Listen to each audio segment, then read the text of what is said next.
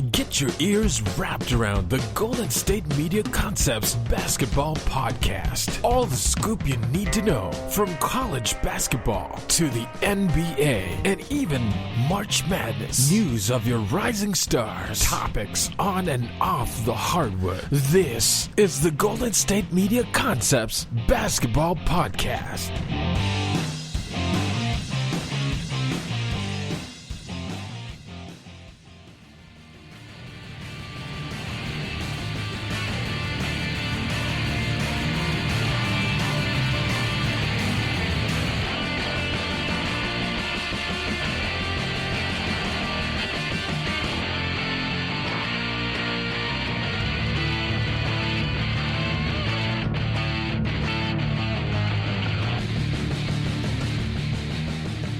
Thank you for tuning in to the GSMC Basketball Podcast, brought to you by the GSMC Podcast Network.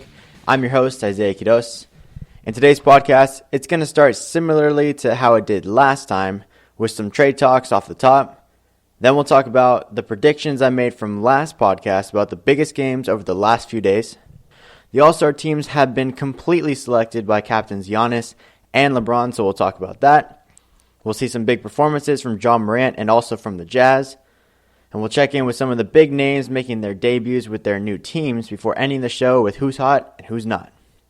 So like I said, we're going to start the show with some more trade talks because when I did my last podcast, we had done it before the trade deadline had actually happened. So there were a couple more trades that went down that I couldn't have had knowledge of before I put out the podcast. So we're going to just clean up the rest of the trades that went on, the biggest names, the biggest spots that people went to. And so headlining this section, happening on trade deadline day, D'Angelo Russell ended up actually moving. Him, Jacob Evans, and Amari Spellman of the Golden State Warriors were traded to Minnesota for Wiggins, a 2021 top 3 protected pick, and a 2021 second-round pick as well. And I had said last podcast that I thought maybe the Timberwolves were done trying to pursue any trades involving D'Lo after the Warriors had just been very unresponsive. I thought that the trade talks had just completely died out, so I was shocked to see this news happen. I thought it was a big pickup for the Timberwolves, especially because, D'Lo really wants to play with Karl-Anthony Towns. They're very good friends.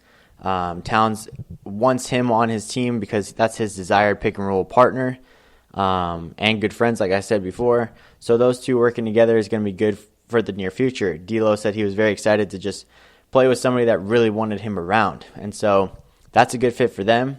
For the Warriors, I think the Wiggins is also just a better fit than D'Lo was. D'Lo didn't necessarily put in the same amount of work that they expect from Wiggins in terms of defensively. He was a great talent, of course, offensively, but he just didn't fit into their offense. Their offense is quick moving, and D'Lo likes to slow things down, play a lot of ISO, and play half-court offense, whereas the Warriors like to run in transition. Also, because of how they defend, it's very systematic, and if one person messes up that system, it messes up the whole flow of their defense. So having D'Lo in there not work as hard as he does on defense definitely wasn't easy for the Warriors to, try and lock down some teams. And now that the Warriors have Andrew Wiggins, it reminds me a lot of when they had Harrison Barnes. And let me remind you, when they had Harrison Barnes, their top players were still Steph, Clay, and Draymond. And that team went and won an NBA championship, and then that team went on and won 73 games. I think Andrew Wiggins is a much better player than Harrison Barnes. He has a lot of upside to him. He's been in losing cultures. He was drafted first all those years ago to Cleveland. So he was a first round pick, but he's been in losing mentality mode because he's been in Minnesota, just losing environments, not environments like the Golden State Warriors, where they've got obviously a winning pedigree. They've been in their last 5 NBA finals. They've won 3 championships during that time. And he's with players and veterans like Stephen Curry, Klay Thompson, Draymond Green, and he's not one of the guys that have to be the number one option. He doesn't have to lead a team. He just has to be a really great role player. And I think him being that third option is going to be a great fit for this Golden State Warriors team when they are healthy. So it's really hard to, judge how this trade is going to turn out for each team and who really won the trade until everyone's healthy. So in a year, we'll probably know. But he has a lot of upside to him, just natural athleticism. He's very lengthy. I think he's got like a 7-foot wingspan. He can be a great defender. So working with Ron Adams and Draymond Green, I think he's going to get a lot of great valuable experience, and he's going to get a lot better defensively. And yeah, so I think this was a great trade for the Warriors, great trade for the Timberwolves. They both kind of got what they wanted. Spellman, I think, is the player that I think kind of tips the scales a little bit to Minnesota's side, at least for now, because Amari Spellman's been playing really well off the bench, has been a great person or player for the Warriors this season so far, just kind of giving that energy, that toughness, and for him to be going to the Minnesota Timberwolves is good as well. So I think that kind of tips it in the Wolves' favor as of right now. But like I said, when the Warriors are healthy, we can really judge who really won this trade. D'Angelo Russell has not played yet. And neither has Spellman for the Timberwolves. But the Timberwolves actually did just blow out the Clippers 142-115 without them after losing 13 in a row. So the fact that they did this without two of their new acquisitions could be a sign of good things to come for them. And also it could just mean that the Clippers took a day off, because we've seen them do that a couple times this year. So only time will tell just how well D'Lo and Spellman and Jacob Evans are going to fit in here at the Timberwolves. Wiggins did play in his debut already.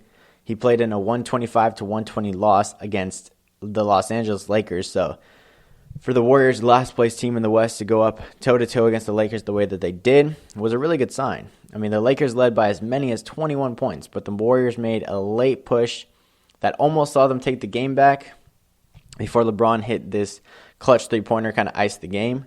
But nevertheless, Andrew Wiggins had a great debut. 24 points, 2 rebounds, 3 assists with 5 steals and a block. And he was just really efficient. He was 8 for 12 from the field and 3 for 4 from three-point land. So he wasn't forcing his shot. He was kind of just letting the game come to him and playing within, his role, which is going to be great. If he's putting up these numbers with the players he's playing with on the field right now, like Kai Bowman is the starting point guard. And so imagine if Steph Curry's on the court with Klay Thompson, his numbers are only going to look better. And the fact that he had 5 steals and a block already without even really working with the defense and knowing this team like as well as, players in the past have, is a lot of upside and a lot of promising things to come for the Warriors, I think. Another trade that happened, big name, Marcus Morris, who we speculated about a few podcasts ago, definitely going to be on the move at some point. He did finally move. He ends up going to the Los Angeles Clippers with Isiah Thomas. Unfortunately for Isiah Thomas, he ends up getting waived. This trade saw Jerome Robinson move to the Wizards, and the Knicks received Mo Harkless and a 2020 first-round pick. This is a huge pickup for the Clippers. It's also pretty funny that they were going up against the Lakers for Marcus Morris as well, because it just furthers that battle of LA. Obviously, the Lakers are first in the West right now. Clippers are in third right now. And so these are two big teams that made big pickups in the offseason. So for them to have a midseason battle over a player was interesting to see. The Clippers won out, though. And I think this is a really good pickup for them. He's going to fit in really well, kind of give them a little more of that grit. He's a great three-point shooter as well. And we'll talk a little bit about his debut later on. Another trade, we talked about the Andre Iguodala trade last podcast, but Jay Crowder actually ended up going with him to the Miami Heat, and Solomon Hill as well to the Miami Heat. And the fact that they got Jay Crowder in this trade as well is huge for the Heat, because he's a very versatile player. He's a great defender, pretty good three-point shooter as well, mostly from the corners. But to add Iguodala and Jay Crowder, I mean, they did want Gallinari. That kind of fell through. But to get Jay Crowder is a great pickup. He's kind of like Andre Iguodala in a lot of ways, just being very versatile. And he's going to fit in really well with Jimmy Butler, who's going to lead that team. Dragic, of course, coming off the bench. And that second unit is just going to be really solid for Miami. And so their reserves right now just looks really good. And they're already playing as well as they are. Even though they have a couple injuries right now, they're kind of struggling. But they're still, top 4 in the East right now and just playing really well. So to add 2 more quality players to that squad just furthers their chance of getting higher seeded in the Eastern Conference and maybe even making it to the finals. Another big trade that I just feel so bad for is Andre Drummond. He moved to the Cavaliers for Brandon Knight, John, and second-round pick. And so Andre Drummond, we talked about his situation before in previous podcasts. The Detroit Pistons was the team he was previously on, and it wasn't a good situation because Blake Griffin has been out for the season. Reggie Jackson's been hurt for a lot of the season. And the front office of the Detroit Pistons kind of view this as maybe a moment they need to blow it up because Andre Drummond was going to be a free agent in the summer. They thought maybe they wouldn't get him back, so they wanted to get something for him right now. And so they felt like they needed to trade him now or never. Although Drummond has consistently said that he wants to be in Detroit and that he shows the utmost loyalty and loves it there and wants to win there. He's not a quitter, all this and that. And so he goes from a losing team in Detroit to an even worse team in the Cavaliers. And I just feel so bad for the guy because he's been the one bright spot really for the Pistons all year. And for him to go to an even worse team in the Cavaliers who are last in the East right now is just tough. We'll break down his first game a little bit later in the show. But yeah, that's all the biggest trades that happened on the last day, on the transfer deadline day. And so I just wanted to catch you guys up a little bit. And now coming up next, we talk about the predictions I made last podcast on some of the bigger games that happened over the last few days. Did I do well? There's a 50-50 chance, if you know what I mean. We'll be right back.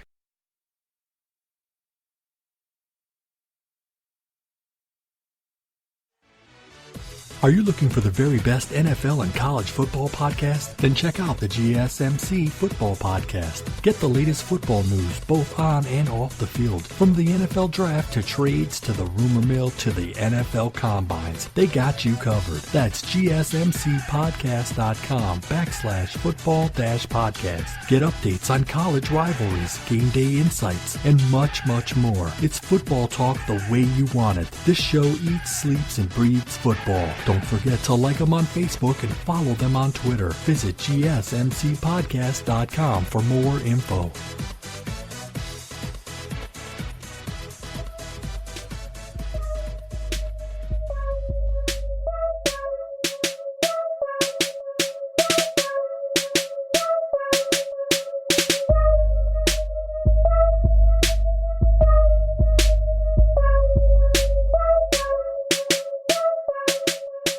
Welcome back to the GSMC Basketball Podcast. We just talked about some of the last trades that happened on the deadline day that I couldn't catch you up on because I had previously done a podcast before the deadline day. So caught you back up on that. Some big names like D'Angelo Russell moving and Andrew Wiggins both getting switched from the Golden State Warriors and the Minnesota Timberwolves. Other big trades, Andre Drummond heading to the Cavaliers. And then also Marcus Morris ending up in the Los Angeles Clippers, which is huge for them. They won that sweepstakes against their LA rivals, the Los Angeles Lakers. So moving on from that now, we're going to talk about the predictions I had from the last podcast, some of the bigger games happening over the last few days. I didn't do as well as I had hoped because some of these games were just unpredictable, really. On Thursday, we talked about the Rockets versus the Lakers, a big Western Conference battle between these two. I picked the Lake Show because I thought they were going to completely bully the Rockets with their big men because the Rockets had just made a trade to get rid of Clint Capella and they had completely gone all in on playing small ball, which means that PJ Tucker would be playing center most of the time. So with that information, playing small ball against a team like the Lakers, who have Dwight Howard, JaVale McGee, Anthony Davis, LeBron James, I just thought that they were going to get bullied inside. But I completely neglected the fact that this day and age, the NBA is a small ball league. I mean, the Golden State Warriors really made it that way because the way that they won their first championship, they went with a death lineup and small ball that really just made the rest of the league kind of follow that template. And I neglected that fact and I just didn't think that the Rockets would be able to pull it off as much. I said that in order for them to win, James Harden would have to score 50. Westbrook would probably have to score 30. Gordon had to score 20.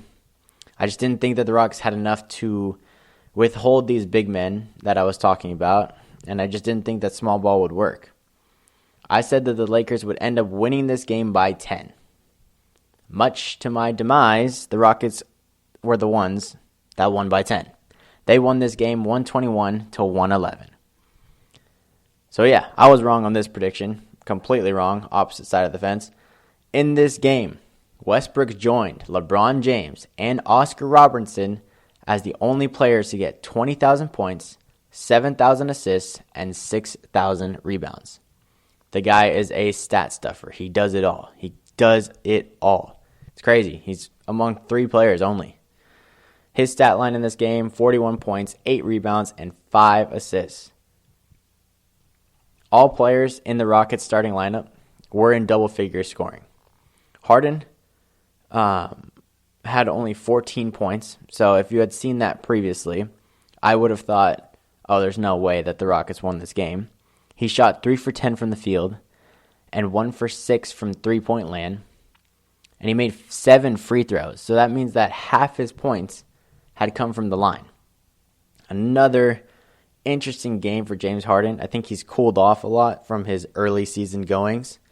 But he did have 7 rebounds and 7 assists, so he did contribute in other facets as well. Eric Gordon had 15 points in this one. And newcomer Robert Covington off the bench had 14 points, 8 rebounds, 4 assists, with 2 blocks and 2 steals. So not a bad debut for him, especially against this crazy good Lakers team that, for whatever reason, just couldn't get it done. Anthony Davis, though, he did. He went out there and he did his thing. 32 points, 13 boards, 3 assists, not that big, but 3 blocks and 3 steals. The man was everywhere. He was killing it. He needs to work on his passing game, but other than that, he was getting it done on the offense and the defensive end, and he was pretty much the only one. LeBron only had 18 points.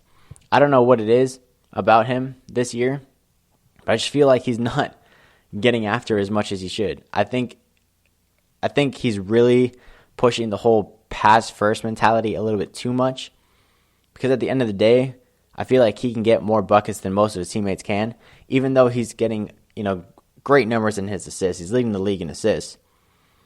He did get 15 assists in this game and grabbed 9 boards, but either way, I feel like he should be scoring more points than 18. That's just me, though. I don't know what it is. He shot the ball 8 for 19 from the field and shot it 1 for 8 from 3, so that definitely does not help. So that was a struggle there.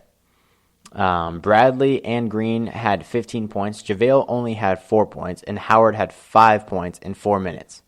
He only played 4 minutes. This was the people I was talking about I thought were going to dominate. JaVale and Dwight Howard, being as big as they are, down low, I thought they were going to dominate, get a bunch of easy buckets, be a total lob threat all night, but it just didn't go that way. I feel like the Lakers maybe caved and decided to play small ball against their small ball because matchup problems would have hindered their ability to defend. But I feel like it would have been worth the risk just because who's going to guard JaVale and Dwight Howard? No one. I think it's crazy that he only played 4 minutes. And then Kyle Kuzma, disappointing. 4 points? I mean, we've talked about it a lot. Since I've started these podcasts, he's had a lot of games this season where he just doesn't show up, and this was one of them. So that's very disappointing to see. But in the end, it's the Rockets who came out victorious. In this next game on Friday, 76ers vs. Grizzlies, I would get back on track with my predictions. I would talk about the Grizzlies really just making noise, being really good this season. No one expected them to be this good this season, and they're kind of just riding the fact that Ja Morant is playing as well as he is, and they're just a very gritty team, like to grind out victories. And the Sixers, on the other hand, they're very suspect. They haven't been that consistent this year, and they were on a 3-game skid coming into this game. No offensive flow. Joel Embiid said they just didn't have any offensive identity. But despite that fact and how I made the Grizzlies sound as good as they did and the Sixers as bad as they are, I ended up going with the 76ers in this game. I talked about their new acquisitions in Glenn Robinson III and Alec Burks, but they actually didn't play in this game, so that was pointless. I said the Grizzlies wouldn't go quiet, and they would go quiet offensively, and they kind of did. The Sixers would need Tobias Harris to step up. He did. And I also said if Ben Simmons could find offense and score over 20 points, they'll win. He did, and they did. I did call a close game. I thought they were only going to win by like 3 or 4. But no. The 76ers ended up winning this game 119-107. So I wasn't right on my specific prediction, but I was right on the fact that the Sixers won this game. Jaren Jackson Jr. of the Memphis Grizzlies, who's been fantastic this year, underperformed big time. 6 points in this game. Ouch. Ja Morant, who's been a bright spot for this team all year, only had 15 points, 3 rebounds, and 6 assists. Valanciunas had 14 points, 10 boards, and then Tyus Jones had 13 points, 1 rebound, 7 assists. So they really were just very quiet on offense, couldn't get enough outpouring and consistent scoring for them. I think a lot of it has to do with the fact that the Sixers defense just played really well. The X factor in this game was Furkan Korkmaz, who had 34 points. He also grabbed 6 boards and had 4 assists. So that was definitely the X factor. Nothing I would have predicted for sure. Ben Simmons, like I said, would need over 20 points. He got 22 with 4 boards and 10 assists. So he got a quiet double-double with 3 steals and a block. So he really performed in this one, really stepped up his game. If he can just find a way to do this consistently, he can be one of the best players in the NBA. Tobias Harris, he stepped up as well. 21 points, 6 rebounds, 5 assists with 2 blocks. He's been quiet a lot over the last couple of games. And when he performs well, the team just goes and they play a lot better. Joel Embiid, though, he was quiet. 10 points and 10 rebounds for a very quiet double-double. He had 2 steals and a block, though, so he was getting it done on the defensive end. And then Horford, surprisingly, played pretty well, too. Usually doesn't play that well when Embiid's on the court. He had 10 points, 8 rebounds, 6 assists, with a block and a steal. So, Sixers come out on top against the Grizzlies. And then on Friday, saw the Raptors versus the Pacers. The Pacers blew it last time, and they were up by 19 points at one point. These two teams had just played. The Raptors were on a 12-game winning streak going into this game, and I said that this wouldn't happen again. There wouldn't be a repeat of the Pacers blowing a game and the Raptors coming out victorious. I said that the Pacers would come back with a vengeance. I also said that the Raptors would finally lose their win streak. And I would say that Lowry would go quiet and Ibaka wouldn't have 30 again, and that's why I thought that, the Raptors wouldn't be able to pull this one out. But I was pretty much completely wrong. I completely neglected the fact that Warren is still hurt. And, I kind of made that part of my reasoning why I thought the Pacers were going to play well. Is that I thought that he was going to go off and Sabonis was going to go off. But TJ Warren was hurt, didn't play in this game. But Sabonis did play pretty well. He had 19 points and 16 boards. But he did have 6 turnovers, which kind of sucked. Brogdon, who played pretty well last game, but had 6 turnovers, especially some turnovers in the clutch last game. Cut down his turnovers to 3. He had 16 points, 6 rebounds, and 8 assists. I thought Oladipo would kind of get back into his old rhythm and just have a big game and outpouring of points. But he only had 15 in this one. And then, like I said, I didn't think Ibaka was going to get 30 again, so I thought that was going to hinder the Raptors and bring him down a peg. But he ended up getting 22 points, 10 rebounds, and 3 assists. So he has been on a tear lately. He's just been playing really well. Van Vliet had 20 points, 3 rebounds, 7 assists with 2 steals. And then Lowry did go kind of quiet. He did get a quiet double-double, but he had 16 points, 11 assists. And then Anunoby had 16 points, 5 steals. And Siakam had 15 points, 4 rebounds. Terrence Davis also had 17 points, 8 rebounds off the bench. So just a lot of high-volume scoring. And they ended up beating the Pacers 115-106. So definitely making me wrong on this prediction. I don't know what's going on with the Pacers. They've just not been in their rhythm as of late.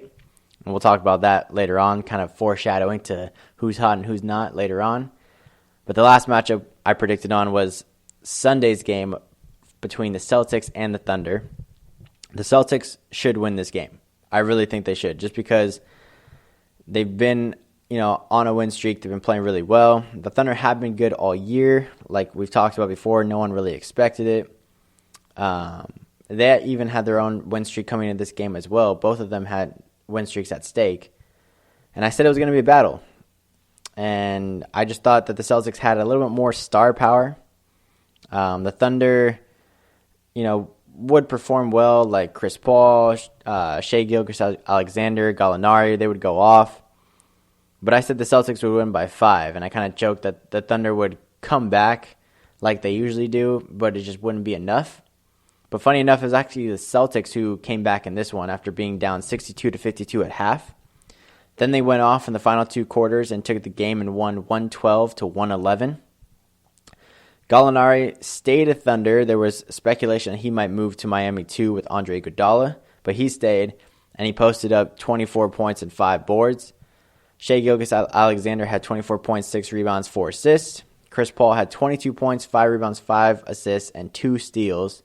And Dennis Schroeder off the bench had 22 points and 7 rebounds. But then no other player on the Oklahoma City Thunder had more points than 5.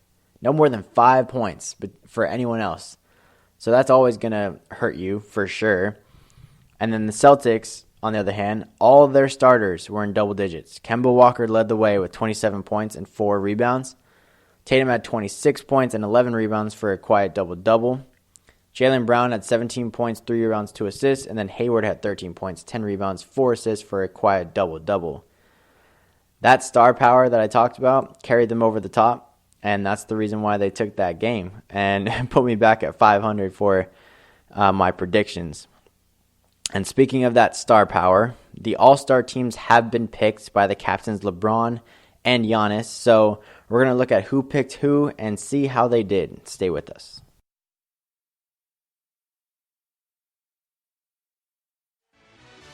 Check out the show that's built on the MMA. From the UFC to extreme cage fighting, they got the fights covered. Check out the GSMC MMA podcast. Get the latest news on past or upcoming fights. Join us as we talk to and about some of the biggest names in the MMA, past, present, and future. When it's the fight game, there's just one show to check out. GSMCpodcast.com/MMA-podcast. Don't forget to like them on Facebook and follow them on Twitter. Visit GSMCpodcast.com for more info.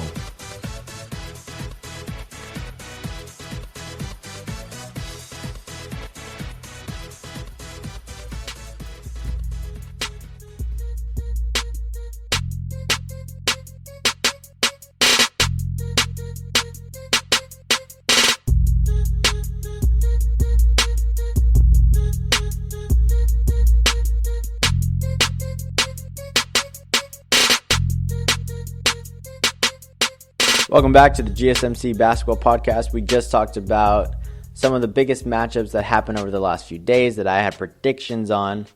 I got 2 right, I got 2 wrong, so I'm sitting at 500 right now. Not a great feeling. I'll make up for it next week. But some of those games were tough to predict on. I mean, the Rockets beating the Lakers, didn't see that coming, even though small ball has been a big thing in the league as of late. I just didn't see it happening against the Lakers team, who's been as good as they've been all year. And then the Celtics beating the Thunder, very close game. The star power of the Boston Celtics really pushed them over the top. And now speaking on more star power, we're going to talk about the all-star teams that have finally been picked by Team Giannis and Team LeBron. And there's a lot of things that Giannis Antetokounmpo does well. He is the leader in the MVP. He's a fantastic player, does a lot of things well. Picking an all-star team is not one of them, and let me tell you why. So in this picks, Team LeBron went first. He picked Anthony Davis, of course. So that's already a big gimme. Anthony Davis and LeBron James are already teammates. They are huge and very versatile, can get everything done on the floor. Giannis responds with this by picking Joel Embiid, which I think is a very balanced pick. I think maybe he could have gone a different direction like Kawhi Leonard, Pascal Siakam to kind of combat that whole Anthony Davis-LeBron James partnership. But he went with Embiid. So early on, it looks like these two teams are pretty even. And then LeBron James is the one that picks Kawhi Leonard, kind of gives him the edge. And here is where Giannis picks Pascal Siakam. So these two teams looking pretty even as so far. No one has a ball handler yet. No one has a point guard. They're picking big, kind of going back down to small. And so they're both very versatile, but as of right now, I think the team LeBron has the lead in terms of who's better, because LeBron James can be that point guard, Anthony Davis can be that big center, and then Kawhi Leonard is just that all-around freak, whereas Giannis just doesn't have a ball handler yet. And then Team LeBron picked Luka Doncic, which I thought was a great pick. Giannis, in turn, turned around and picked Kemba Walker because he said he wanted someone to pass the ball, alluding to not wanting to pick James Harden, which is who LeBron James picked next. And then Giannis rounded out his team with Trae Young, obviously. So the starting lineups for Team Giannis is Giannis, Joel Embiid, Pascal Siakam, Kemba Walker, and Trae Young. For Team LeBron, it's LeBron, AD, Kawhi, Luka, and James Harden. Just looking at the starting lineups, not even worried about the reserves yet, Team LeBron looks way better. Just looks way better. Luka Doncic is the second favorite for the MVP behind Giannis. And in terms of point guards, we're going to compare it that way. Luka Doncic, I think, is better than Trae Young. Both in their sophomore season, both playing really well this season. But Luka just has a little bit more flair to him, a little more consistency to him. Trae Young is just a pure scorer, I feel like. So maybe I'm wrong on that front, but those two match up pretty well. Kemba Walker and James Harden are the next two guards. James Harden, obviously, the way that he's been playing this season, the outpouring of scoring that he usually has is just a little bit better than Kemba Walker, edges him out in my opinion. So 2 points to LeBron. Kawhi Leonard versus Pascal Siakam, those two pretty even in terms of their versatility and just what they can do on the court. Joel Embiid, Anthony Davis. I think Anthony Davis is better, but not by a lot. He's just a little more versatile than Embiid is.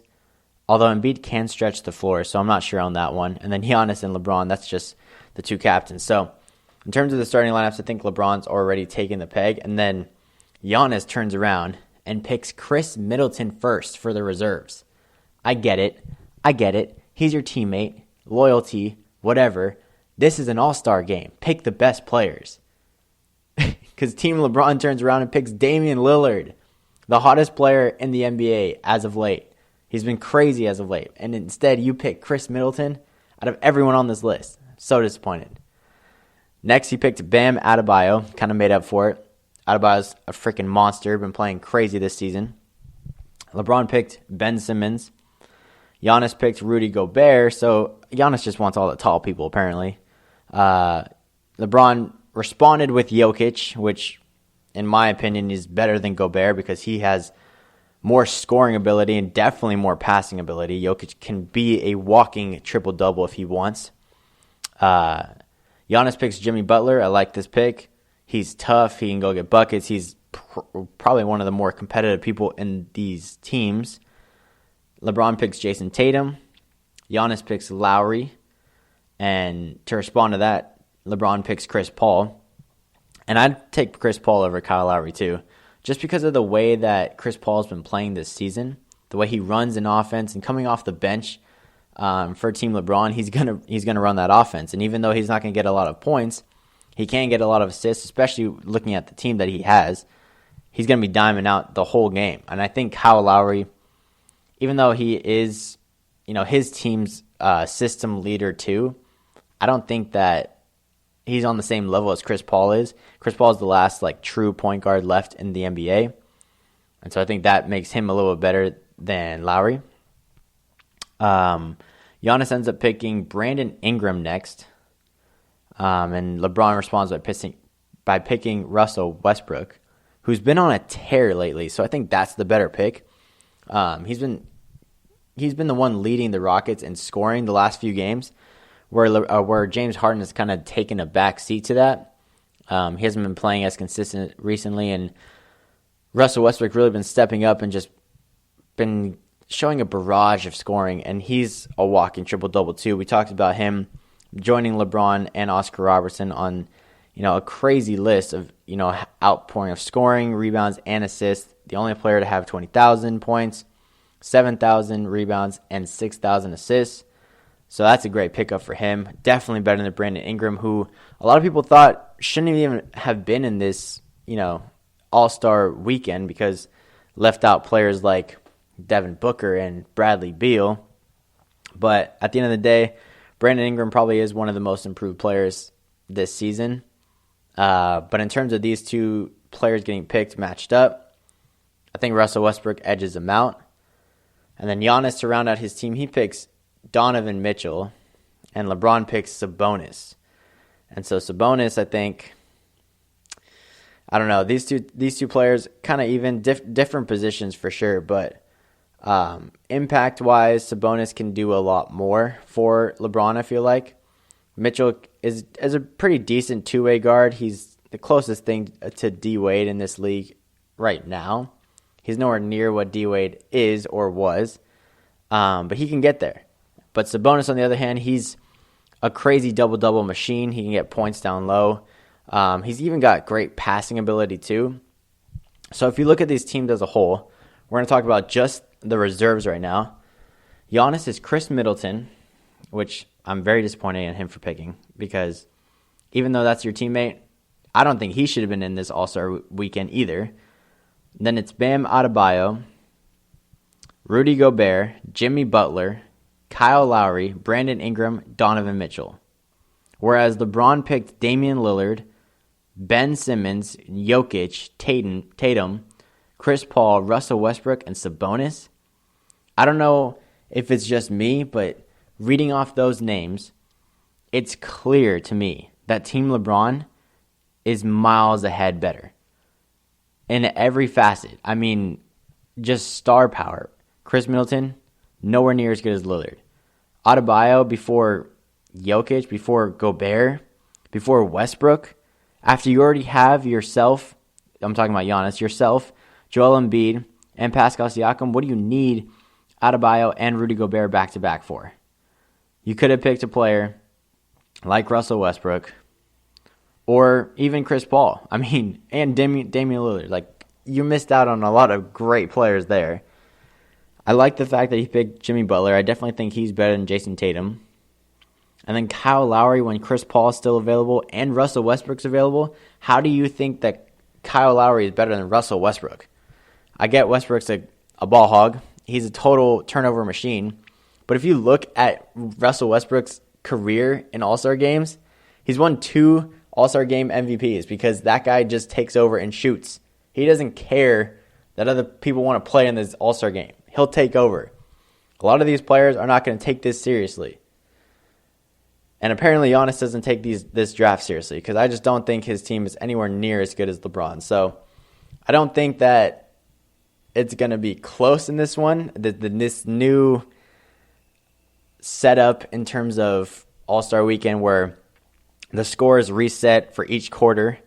The first through third quarters are all going to start at 0. And then the cumulative score is where they're going to go from add 24 to the top team's cumulative score. And that's the final. You play to that total. I think LeBron's going to be way ahead through 3 quarters. And it's just going to be a breeze in the 4th. I don't think it's going to be close, really. And like I said, some stars got left out of this one, like Bradley Beal. And maybe not as obvious got left out, but maybe could have squeezed in. It's a stretch for sure. Ja Morant, too. Those 2 players, they faced off Sunday night. So we'll break down that game and the Jazz versus the Rockets game coming up next.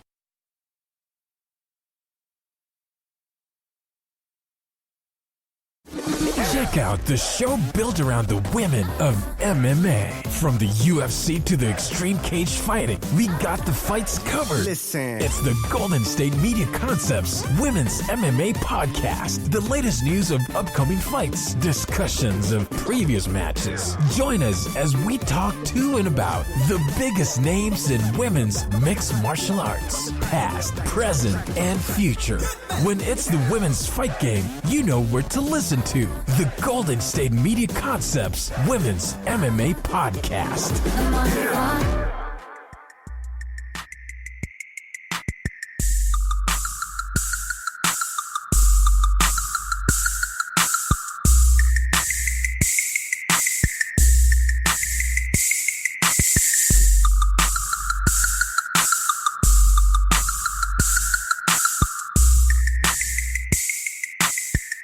Welcome back to the GSMC Basketball Podcast, brought to you by the GSMC Podcast Network. I'm your host, Isiah.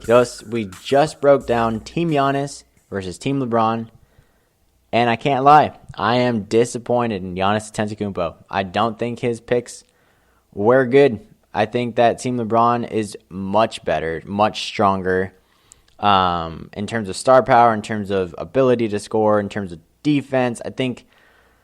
I don't know what Giannis was thinking. I mean, the fact that he picked Chris Middleton, I get it. That's your teammate. You got to have some loyalty there.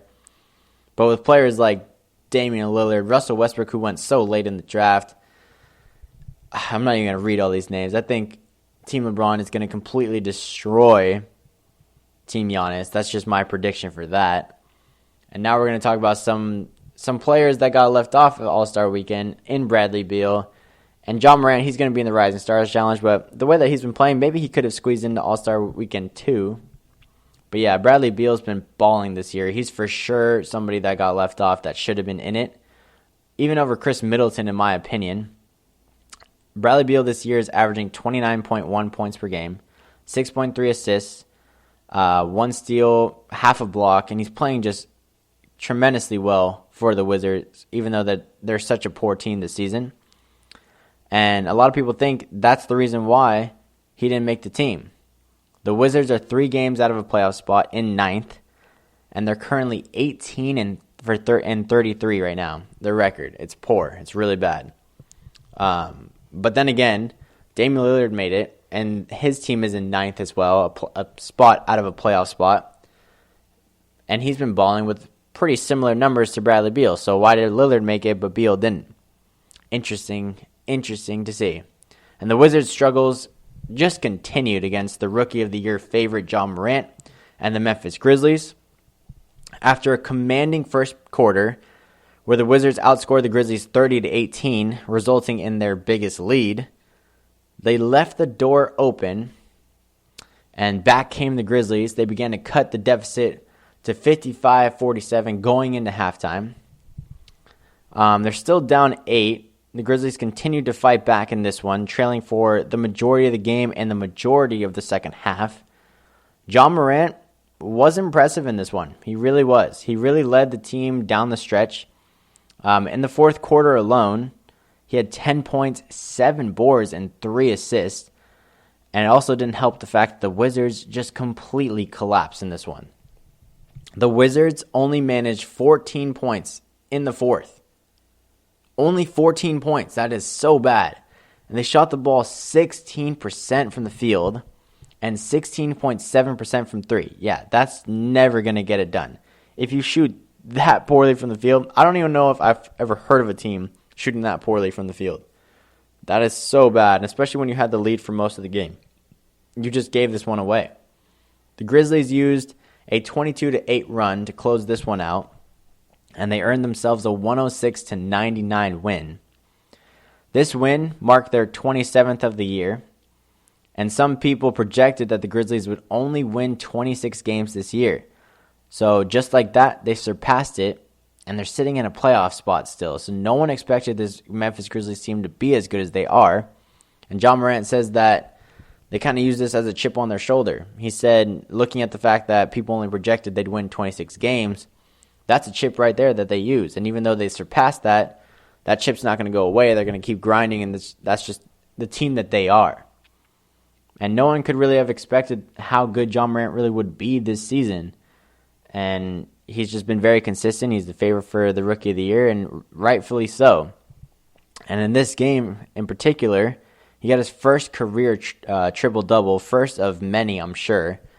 He had 27 points, 10 rebounds, and 10 assists in this one. Kyle Anderson added 16 points, 5 rebounds. Jaren Jackson Jr. got back to his old ways after having a very poor game that, like we talked about earlier, only having those 4 points. He got his third double-double this year with 14 points and 11 rebounds. Tyus Jones added 13 points, and then on the other side of the ball, Bradley Beal, like we talked about, pretty much the only bright spot for the Wizards as this year. He had 26 points, 4 rebounds, and 3 assists. And then Wagner had 19 points, 9 rebounds. And then Bertans had 15 points and 6 rebounds. And that was pretty much it for scoring for the Wizards. like I said, completely collapsed in the fourth quarter, and both teams really shot poorly from three. The Grizzlies shot from three-point land 15.6%. Awful. And the Wizards just a little bit better, but not good at all, at 21.2%. Each of these two teams had 100 attempts from the field too, which is crazy to me. But the real difference in this one was rebounds. The Grizzlies out-rebounded the Wizards 82-59. That is a lot of boards. This game was super ugly and ended up being no contest in the end, with the Wizards just laying down, not wanting to buy a bucket. But in another game in a Western Conference battle, it went down to the buzzer, literally. After PJ Tucker hit a three to give the Rockets a 2-point lead with 1.6 to go, Bogdanovich of the Utah Jazz rose up with Tucker and Harden double teaming him and knocked down a three to give Utah a 114-113 win. Crazy, crazy scenes in this game between the Jazz and the Houston Rockets, especially since the fact that Bogdanovich had struggled pretty much the whole game shooting the ball, and for whatever reason, Coach Snyder had the faith in him, and Bogdanovich talked about it. He said, for a coach to have that kind of faith in me, even after he had such a poor game, he said, you know what, I have to go out there and I have to shoot with confidence, because if they're going to drop a play for me, I have to knock it down. And this is a huge, huge game winner for a lot of reasons. It shows that they can beat the Houston Rockets, who are a very formidable team in the Western Conference, a team they might even be matched up with in the first round of playoffs. And that's important because the Rockets are the team who have eliminated them in the last two seasons in the postseason. So to be able to beat the Rockets away, the Rockets were home this game, to beat them like this is big for them. And Bogdanovich is also the only player to hit multiple game-winning buzzer beaters this season, which seems weird to me because I feel like there's been more, but he's the only one. He had a buzzer beater early on in the year, November 8th to be exact, against the Milwaukee Bucks. The Bucks haven't lost a lot, but Bogey put him away back then and did it again tonight against the Rockets. Apparently, according to Second Spectrum data, I don't know how they compute this data, but he had a 12.6% probability of his shot going in. So he beat the odds. He won the game with a 12.6 probability. I don't know how they compute that number, but it's pretty cool. And that shot ensured that the Jazz would stay in front of the Rockets in the standings, which is huge too, because the Jazz have been slipping as of late. Like we talked about last podcast, they just haven't been themselves. Donovan Mitchell even, said it himself. He said that this isn't where they were, not where they want to be, and they just need to fix things. And for them to hit a game-winning shot like this is huge, because the Rockets had just beat the Lakers, and then they turn around and lose to the Utah Jazz. So, like I always say, any team can win on any given day, and the Utah Jazz are definitely no scrub of a team. But for the Rockets to go from beating the Lakers to losing to the Jazz, kind of upsetting for them, I'm sure. Jordan Clarkson is probably the best pickup this season so far. He's been playing so well for the Jazz. And in this game, he had 30 points and 6 rebounds. Donovan Mitchell, he had 24 points, 5 rebounds, and 6 assists. Those are the numbers I feel like you should consistently see from Donovan Mitchell, because sometimes he'll have those weird games where he only has 4 points. And you think to yourself, how is that possible? Because he's just such a talent, obviously an all-star. And the numbers that he had in this game, much better. And 10 of those points were in the fourth quarter. So in crunch time, he got it done. Mike Conley played really well in this game, 20 points, 5 rebounds, 6 assists. Rudy Gobert had a quiet double-double with 12 points and 15 rebounds. And Bogdanovich only had 8 points in this one, but he had the most important shot of the game, so that's really all that matters. Russell Westbrook had 39 points, 6 rebounds, and 4 assists. Like I said, this guy's been going off lately, so that's a great stat line for him. James Harden kind of got back to his ways. He got a triple-double in this game that's just completely overshadowed by the fact that Bogdanovich got that game winner. But Harden had 28 points, 10 rebounds, 10 assists. And then Covington had 14 points and 4 rebounds. The Rockets were without Eric Gordon, which is tough, but either way, this was a huge win for the Utah Jazz because, like I said, they stay high in the standings. They've been slipping as of late.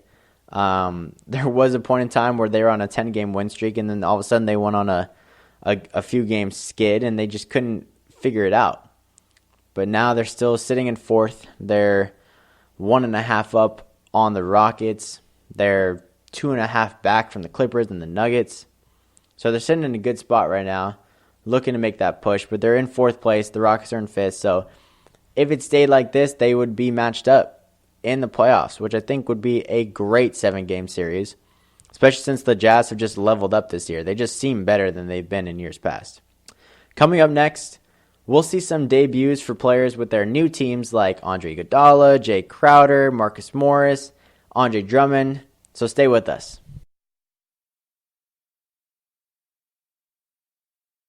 Tired of searching the vast jungle of podcasts? Now listen close and hear this out. There's a podcast network that covers just about everything that you've been searching. Hey! The Golden State Media Concepts Podcast Network is here. Nothing less than a podcast bliss with endless hours of podcast coverage.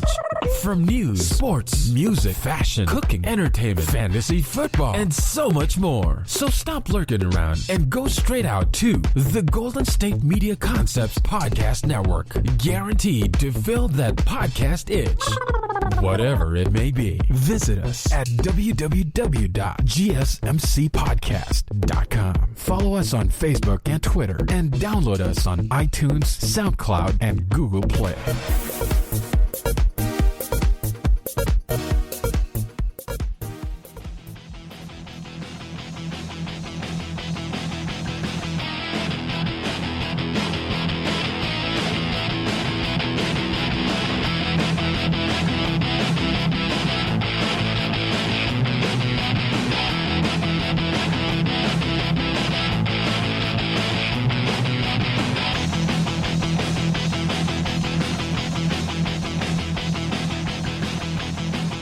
Welcome back to the GSMC Basketball Podcast. We just talked about some big games that happened. Big career game for Ja Morant, who got his first career triple-double. And then the Utah Jazz saw themselves hit a game winner from Bogdanovic, who had played really poorly, only 8 points in the entire game, but he hit a big three with two defenders draped over him to take the game and beat the Rockets and hold them at bay. They're still in front of them in the Western Conference standings. It's a good, really great win for the Utah Jazz. And now moving forward, we're going to talk about some players that made their debuts with their new teams. And first, we're going to talk about the Heat versus the Blazers in this one. Andre Iguodala making his debut after not having played since the NBA Finals. And we talked about it last podcast. Why not? He went on the Memphis Grizzlies, and he kind of just took a vacation. He just didn't play for them. He pretty much, at this point in his career, I think he's been in the NBA for about probably close to 16 years at this point. He's got 3 championships. He's got a Finals MVP. And at this point in his career, he doesn't want to play for a team that's not a serious contender.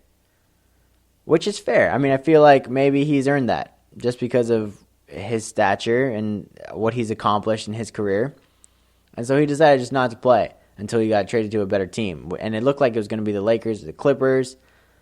But he ended up in South Beach with a $30 million extension. So he sat out for a whole half of the NBA and then came back, got his money, and now he's chilling in South Beach playing basketball. And he said he hasn't even played a pickup game since. So this dude's literally just been laying around, rolled out of bed, and decided, I'm going to play basketball again. Crazy stuff. Crazy. He ended up wearing number 28, so I'm not sure if that was for Kobe and Gianna. Reminder that Gianna Bryant and Kobe Bryant both passed away in a tragic accident, helicopter crash, along with 7 others. Gianna Bryant wore number 2. Kobe Bryant wore number 8, his first career number, before switching to 24. So I'm not sure if that's the reason why Andre Iguodala wore that number. But nevertheless, it was unfortunate for him and his team that he was going up against one of the hottest players in the NBA, in Damian Lillard. Coming up to this game, Damian Lillard was averaging 41 points over his last 10 games. That is a man on fire. I don't know what it is about him, but he's been going off, and people need to make note of it because he's been making this kind of noise in the NBA, but he's stepped it up to another level, and he's really starting to push the Blazers back into playoff picture. And even tougher for the Miami Heat, they played without Jimmy Butler or Tyler Hero, so that's a good 30, 40 points right there, just gone. Hazonia ended up spraining his ankle in this one in the second quarter, did not return for Portland, and that left them with only 8 players available, but it really didn't matter. This was a very close contest throughout the first half, with the Blazers holding a 63-60 lead, with Trevor Ariza, surprisingly enough, leading the way with 19 points. And the reason I say surprisingly enough is because Trevor Ariza has had a really poor year with the Sacramento Kings before getting traded here, and now he's just playing better. He's just thriving. He's doing really well. And then through the first half, Lillard only had 11, so he was being really quiet. But then all of a sudden, in the third, he began to catch fire like he has been doing as of late. He scored 14 in this quarter, and his team as a whole shot 54.5% from 3, whereas the Heat shot only 33.3% and kind of saw them slip a little bit in this one. The Blazers had a 93-83 lead heading into the final quarter. The beginning of the fourth, though, was kind of sketchy for the Blazers, but great for the Heat. It saw Iguodala get an assist on an alley-oop to Chris Silva, and then following that, he got a steal, which eventually led to a Robinson 3 for a 5-point swing all of a sudden, so the Blazers had to take a quick timeout. The Blazers did keep their lead for a good part of this quarter, and the Heat would get within 3 with 46 seconds left before Damian Lillard, who else, would hit a layup of his own to push the lead to 113-108 with 25 seconds left, and that pretty much served as the dagger in this one. The Blazers won the game 115-109. Dragic in this one was the leading scorer for the Miami Heat. He had 27 points, 4 rebounds, 7 assists. Duncan Robinson added 19.6 boards, 3 assists. Jay Crowder, another person making his debut. We talked about it earlier in the podcast. He's a very versatile player. He had 18 points and 11 boards in this game. It's a pretty decent debut for him. He's not going to be a main player. He'll be a great role player. But for him to put this out on his first game, great sign for the Miami Heat, especially since they didn't have Jimmy Butler or Tyler Hero in this one. Bam Adebayo, all-star man, 13 points, 12 rebounds, 7 assists, and 3 blocks. So he was getting it done all over the floor. And then Iggy, he only had 2 points in this one. He only shot the ball twice, but he did have 6 rebounds and 3 assists with a steal and a block. So we're talking about versatility in Jay Crowder. You got to talk about the versatility of Andre Iguodala. I mean, he can do everything. He said he hasn't even played or picked up a basketball since the NBA Finals. So obviously he wasn't going to go out and just start throwing up shots. He just feels the game. His basketball IQ is on another level. And he's such a great wing defender as well. He can match up against point guards. He can match up against small forwards, power forwards. He just locks them down. He only had a steal and a block, but if you look at his defense by possession, I guarantee you the person he's defending is not scoring a lot. And then, he just reads the game really well, which is why he adds 6 rebounds and 3 assists in this one. Those numbers will go up for sure. He said he felt really good after this one, kind of just getting a feel for it. Even though they lost, it's a good stepping stone for them as a team, just to kind of get those players acclimated and get them back into, game shape, because obviously Iguodala won't be there yet. Damian Lillard, he only had 11 at half. Remember that? He ended up with 33 points, 4 rebounds, 8 assists. He went off in the second half. He took over. He said the game was too close in the first half. Let me step in. And they ended up winning this game. Gary Trent Jr., who has been a role player, kind of seeing his minutes go up as of late due to injuries, due to trades, what have you. He had 22 points and 4 rebounds in this game with 4 steals.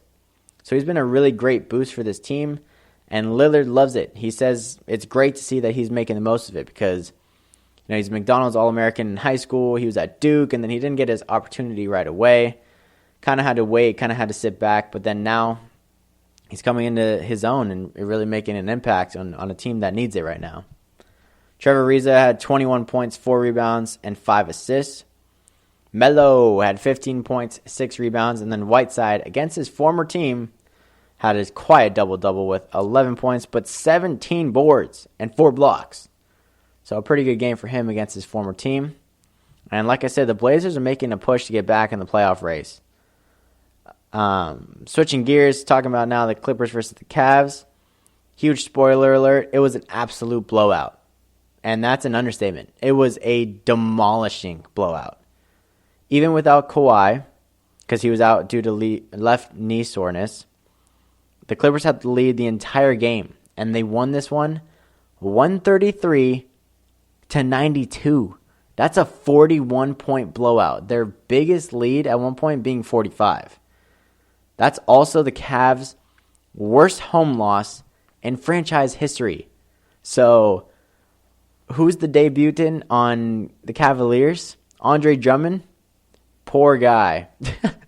What a debut for him. For them to lose their franchise worst, 41 points. My goodness. For whatever reason, though, Andre Drummond was still positive after. He said, quote, "We're not looking at the scoreboard. I said it when I first got here in the locker room. I don't care about the record. I don't care about the scoreboard. I just care about, did we get better today? My goal is to push these guys and keep them positive, continue to work hard, and show no quit on this season." End quote. I think that's crazy. That's a great mentality to have. He's a great locker room guy if he really believes what he's saying. And for him to be that positive after a demoralizing loss like that, it's a really good sign. I never really knew how good of a leader Andre Drummond really was until I read this quote. It's really impressive to see his reaction. This was a bounce-back win for the Clippers, though, after getting smacked around by the Wolves, like we said before. So this was probably an angry win. They were just taking out their frustration on the worst team in the East. Lou Williams had 25 points, 5 rebounds, 3 assists with 2 steals. Paul George had 22 points, 6 rebounds, 4 assists. Montrezl Harrell almost got a double-double with 19 points, 9 rebounds, and 3 assists. And then Marcus Morris, who we talked about, new acquisition for the Los Angeles Clippers.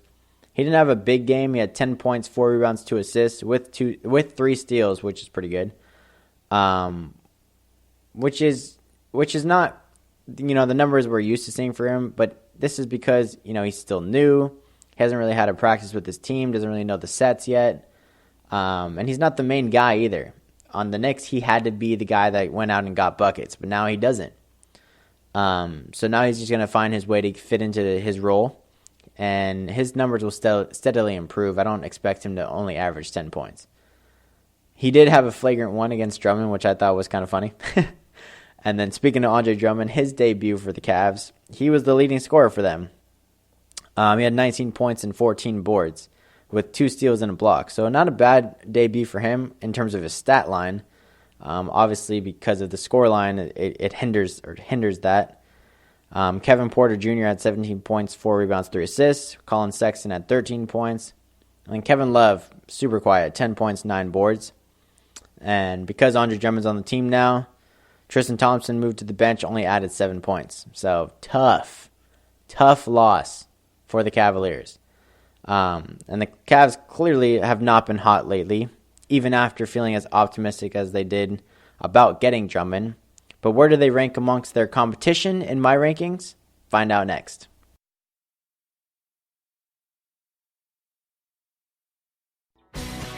Are you looking to get your college football fix? Looking to get the latest news on your favorite school's team? The GSMC College Football Podcast is your ticket to all things college football. Join us as we talk college football from the national championship, the college rivalries, the bowl game, to the Heisman Trophy. To which conference is the best? We've got you covered for the Big Ten, SEC, Big 12, the Pac-12, ACC, and everything in between.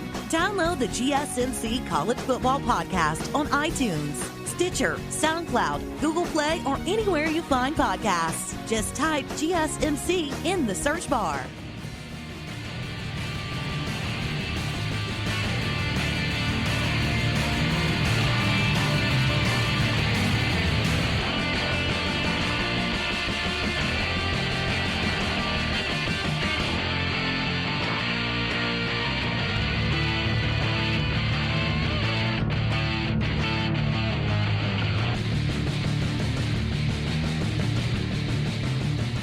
Welcome back to the GSMC Basketball Podcast. We just talked about some debuts for players who have joined their new teams, like Andre Iguodala, Jay Crowder, Andre Drummond, poor him, and Marcus Morris.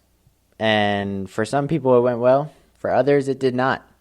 Andre Iguodala and Jay Crowder both lost to the Trailblazers, who have Damian Lillard, one of the hottest players in the NBA right now.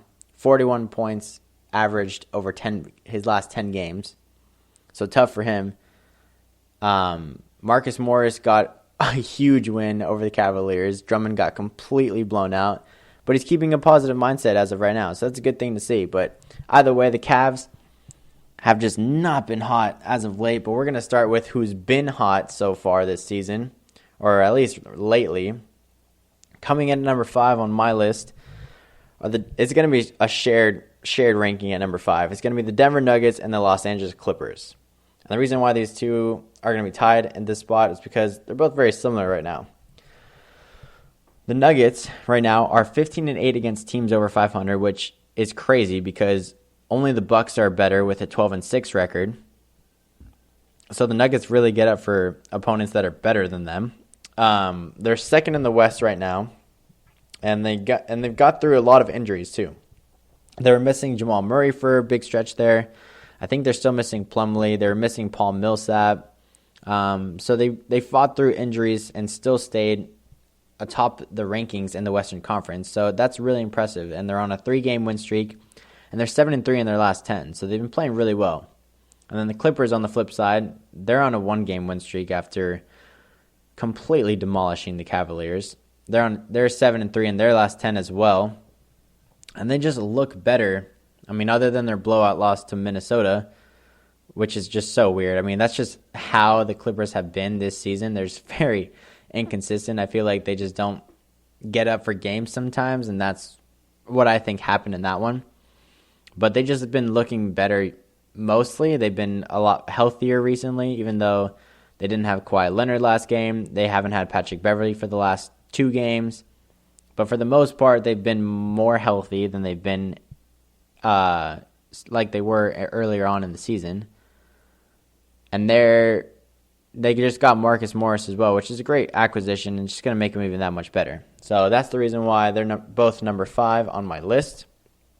Coming in at number 4, Oklahoma City Thunder. They did just lose to the Celtics, but I don't really care about that because they're 8-2 in their last 10 games. They're 6th in the West right now, and they're only 5 games out of second place. The Oklahoma City Thunder, no one expected that. I didn't expect that. Also, fun fact, they're 4-0 in games that go to OT. That's the best in the NBA other than the Miami Heat, who are 8-0. So it don't go to overtime. If those two teams matched up in overtime, that'd be really interesting to see because neither of them have lost yet.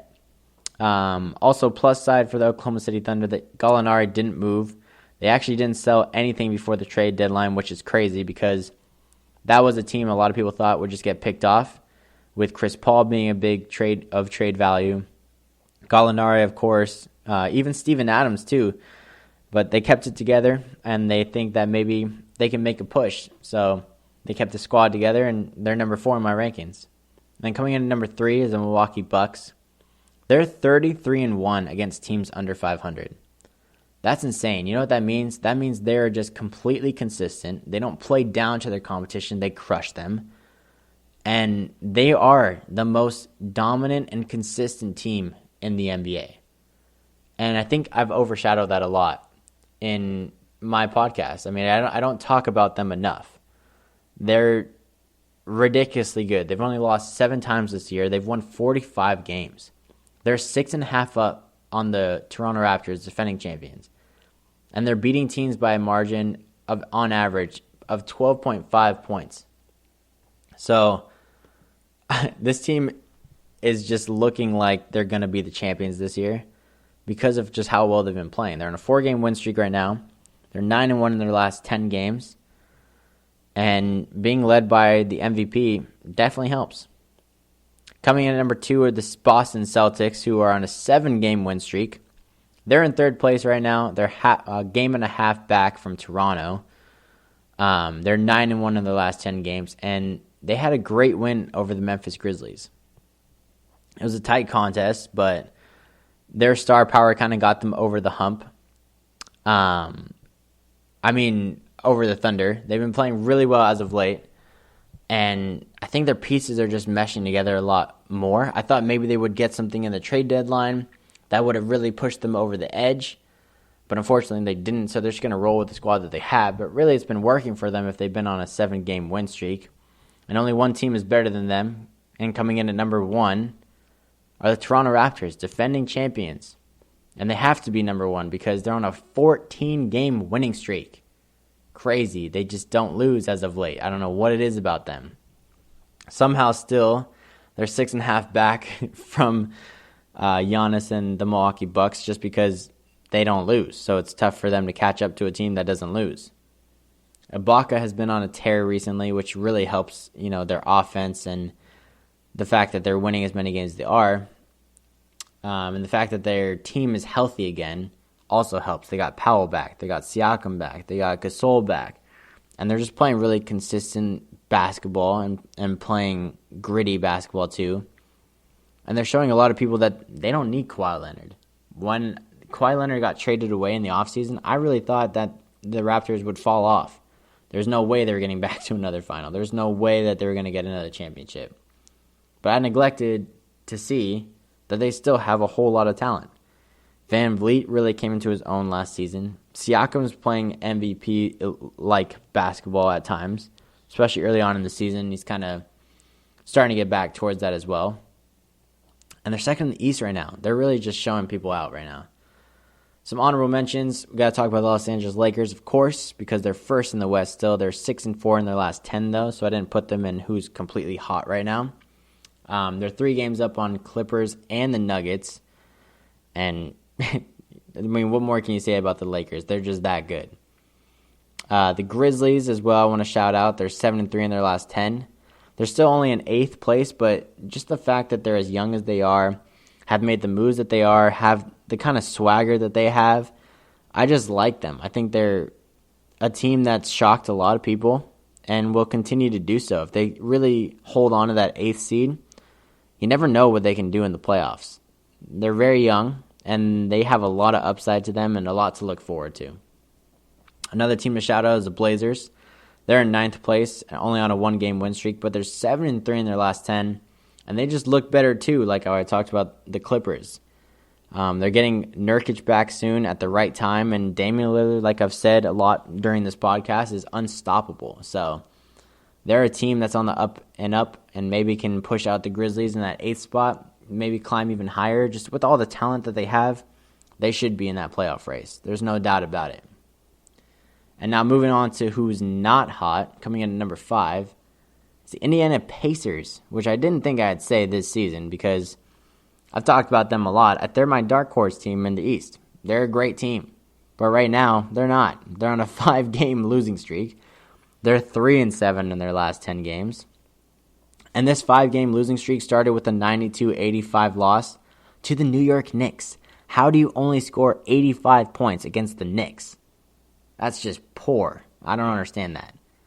Then they lost to the Mavericks. They lost to the Raptors twice. And they lost to the Pelicans most recently. And they've dropped all the way down to 6th place. And a lot of this has happened once Victor Oladipo got back. And I'm not blaming it on him because it's not his fault.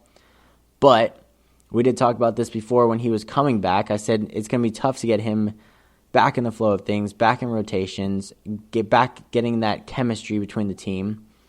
And, sometimes throwing a player into a machine that's already working really well can offset it. And I feel like that's kind of what's going on right now. They don't really have that same flow that they had before. And so they kind of just need to figure things out again. Coming in at number 4 are the Chicago Bulls. I don't have a lot to say about them. They're just on a 5-game losing streak, and they're 3-7 in their last 10. They just don't have great players. They just don't play that well right now. Zach LaVine is a star there that needs to get out. He needs to go somewhere else. I'm surprised he hasn't pushed to get traded. I mean, take the fine. Tell people you want to move because he's just in a losing environment. And I feel like he can be a great asset on a contender right now. Coming in at number 3 are the Minnesota Timberwolves. I don't care that they just beat the Clippers as badly as they did. The Wolves are garbage. They were on a 13-game losing streak. They are second to last in the West right now. Although they did just get D'Angelo Russell, though, so they maybe could turn things around. And the fact that they did beat the Clippers could maybe turn their season around. But the fact that they were just on a 13-game losing streak, if I didn't have them in this who's not hot list, would be criminal. Coming in at number 2, it's the Charlotte Hornets. They're on a 5-game losing streak as well. 1-9 in their last 10 games. They're in 13th in the East. And I talked about it last week. I think they just miss out on games they could potentially win. Like games they lost against the Wizards or the Magic. But then they did have games against the Mavericks and the Rockets in their last 2 games. So there have been moments in their schedule that have just been tough games for them. And then coming in at number 1 are the Cleveland Cavaliers. They're on a 6-game losing streak. They've lost 13 of their last 14 games. They got absolutely destroyed by the Clippers. They do have Drummond, though, although that's not much of a plus side, really, because you need more help than just Andre Drummond. They're losing by a 9.5 margin, 9.5-point margin, which is the worst in the NBA. And now they're last in the East, and they're a game and a half behind the Hawks, who have been last place in the East for the majority of the season. So to be worse than them right now is really telling. So Cleveland Cavaliers are the worst team in the league right now. Some honorable mentions. The Warriors are last in the West. They're on a 2-game losing streak. They're 3-7 in their last 10. The Spurs, they're on a 4-game losing streak, 3-7 in their last 10. I'm honestly surprised they didn't do anything in the trade deadline. They had talked about potentially getting rid of DeRozan and Aldridge, maybe just blowing it up. That obviously didn't happen. I don't know what they're going to do this season. I feel like it's just a wash. The Pistons, they're on a 2-game losing streak. They're 2-8 in their last 10. They also just got rid of Drummond, so things can't get much better for them. It might even get worse. The Magic, they're on a 3-game losing streak, 2-8 in their last 10. And they should probably blow it up too, because right now their squad is not where it needs to be at all. So that's going to do it for this podcast. Thank you for listening to the GSMC Basketball Podcast, brought to you by the GSMC Podcast Network. I would like to ask that you please remember to subscribe to the show and write a nice review because that really helps us out. Also, if you can please follow us on Facebook, Twitter, and Instagram, I would greatly appreciate it. I'm Isiah Kidos. Thank you all. See you next time. You've been listening to the Golden State Media Concepts Basketball Podcast, part of the Golden State Media Concepts Podcast Network. You can find this show and others like it at www.gsmcpodcast.com. Download our podcast on iTunes, Stitcher, SoundCloud, and Google Play. Just type in GSMC to find all the shows from the Golden State Media Concepts Podcast Network, from movies to music, from sports to entertainment, and even weird news. You can also follow us on Twitter and on Facebook. Thank you, and we hope you have enjoyed today's program.